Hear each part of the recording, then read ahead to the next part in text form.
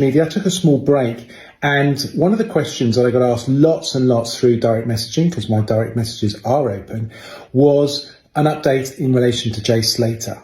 I went out, did the investigation, worked very closely with the family, and as a result of that got a lot of information, but also a lot of information from potential witnesses, people involved, people who knew Jay, and also from the authorities in a roundabout way. They weren't directly talking to me, but I was in contact with people who were in contact with the authorities.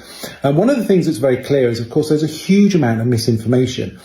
I've been back and looked through some of the videos that I took. So when I went out there, I took a lot of videos in relation to my investigation, but also thought processes of whilst that investigation was going on. And one of the interesting aspects of it is, as is always the case for every investigation, is you find information out and you look at that, and then a couple of days later that information changes or it's evidenced in some way. And it's quite interesting. Some of the information that came to me in the very early days wasn't accurate, wasn't correct, and I needed to validate.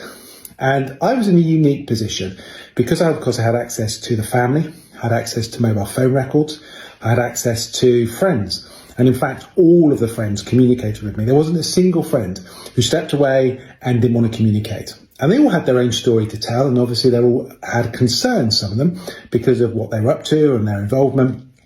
But they all participated. They all engaged with me, even to the point of the two males who went back with Jay to their apartment. You know, one of them was in real contact with me. I was talking to him. He was providing me a lot of information. The only person I didn't get to speak to was the other male that was with him. But everybody else that I needed to speak to, I did speak to. So where's this going?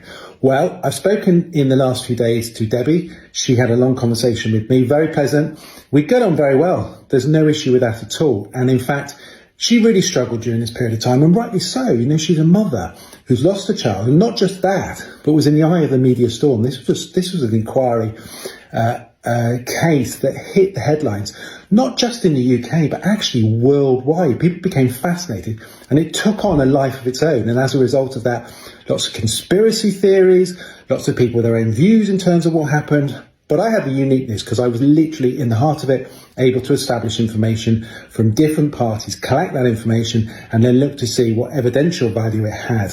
I was very clear from day one that this looked like a tragic accident. But of course, I needed to investigate it, and I remained open-minded throughout the whole of that investigation, and was very clear that actually, whilst there were considerable issues that existed, and I haven't revealed the details of all those issues, and exactly, you know, kind of why Jay left in the manner he did, why he didn't want to return, you know, those things I've kept to myself at this present moment in time. And maybe